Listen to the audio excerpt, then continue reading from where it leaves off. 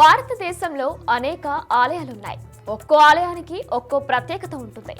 అయితే మనం ఇప్పుడు చూడబోయే ఈ ఆలయం మాత్రం మహా అద్భుత ఆలయం అనే చెప్పాలి. ఎందుకంటే సాధారణంగా హిందూ దేవాలయాలు కొండల్లో, పర్వత ప్రాంతాల్లో, గుహల్లో, సముద్ర తీర ప్రాంతాల్లో, జలపాతాలు, నదులకు సమీపంలో అందమైన ప్రకృతి మధ్య ఎంతో గొప్పగా కనిపిస్తాయి. కానీ భీకరమైన అలల ప్రవాహం మధ్య సముద్రం మధ్యలో ఓ ఆలయం ఉంది. సముద్రపు ఒడ్డున ఉండే శివాలయాలను చూసి ఉంటారు, కానీ సముద్రం మధ్యలో ఉండే శివాలయాన్ని మాత్రం ఎక్కడా చూసి ఉండరు. ఈ ఆలయాన్ని భక్తులు దర్శించేందుకు వీలుగా సముద్రం ప్రతిరోజు కొన్ని గంటలు వెనక్కి వెళుతుంది. ఈ అద్భుతం కేవలం మన భారతదేశంలో మాత్రమే ఉండడం విశేషం. మరి ఈ మహా అద్భుత ఆలయం గురించి మరింత సమాచారం తెలుసుకుందాం.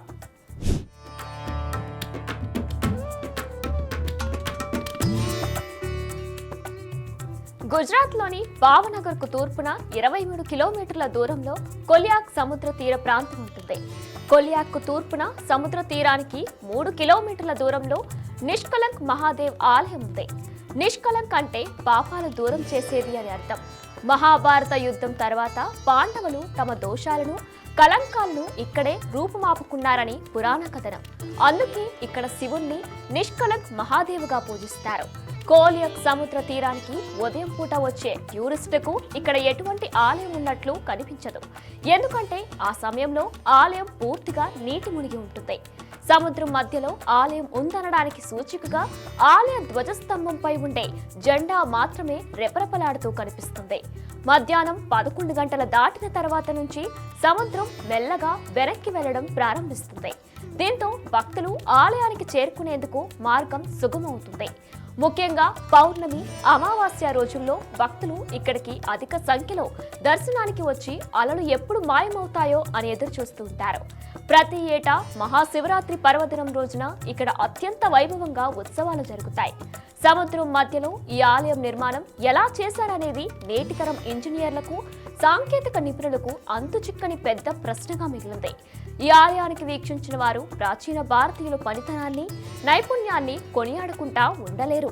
ప్రతిరోజు మధ్యాహ్నం 1 గంట సమయానికి సముద్రం పూర్తిగా వెనక్కి వెళ్లడంతో పూలు, పండ్లు, పూజా సామాగ్రి అమ్మే వర్తకులు తమ సామాగ్రిని తోపుడు బండ్లపై వేసుకుని సముద్రంలో నడుచుకుంటూ ఆలయానికి చేరుకుంటారు. ఆ తర్వాత ఆలయానికి వెళ్లే భక్తుల తాకిడి కూడా పెరుగుతుంది. రాత్రి 7 గంటల వరకు భక్తులు ఈ ఆలయం వద్ద సమయం గడపవచ్చు. ఆ సమయం దాటిన తర్వాత సముద్రం మళ్లీ ముందుకు రావడం ప్రారంభిస్తుంది. అర్ధరాత్రి దాటే సమయానికి ఆలయం పూర్తిగా సముద్ర గర్భంలో మునిగిపోతుంది.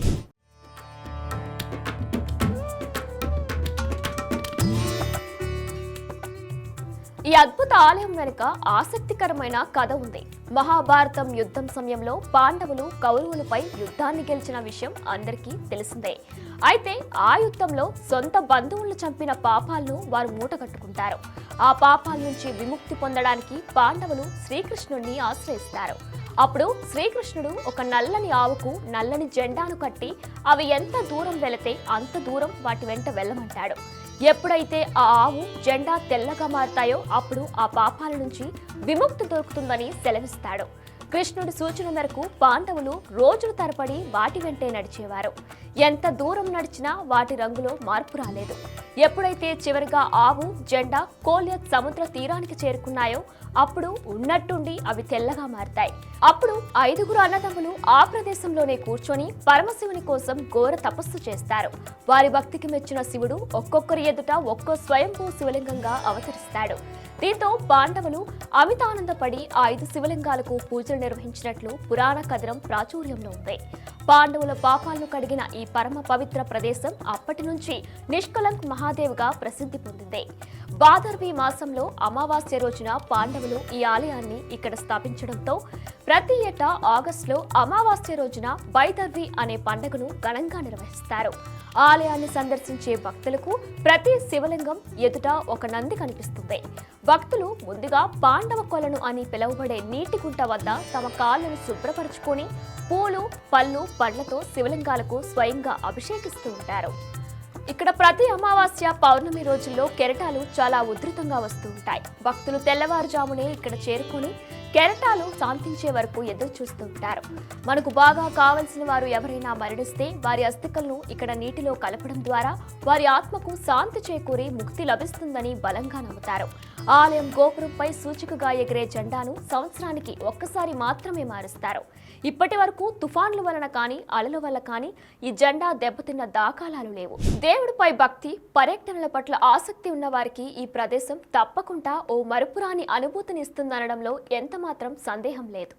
భగవంతుడి అద్భుత సృష్టికి ఇంతకంటే వేరే నిదర్శనం మరొకటి లేదని ఈ ప్రాంతాన్ని సందర్శించే పర్యాటకులు చెబుతూ ఉంటారు.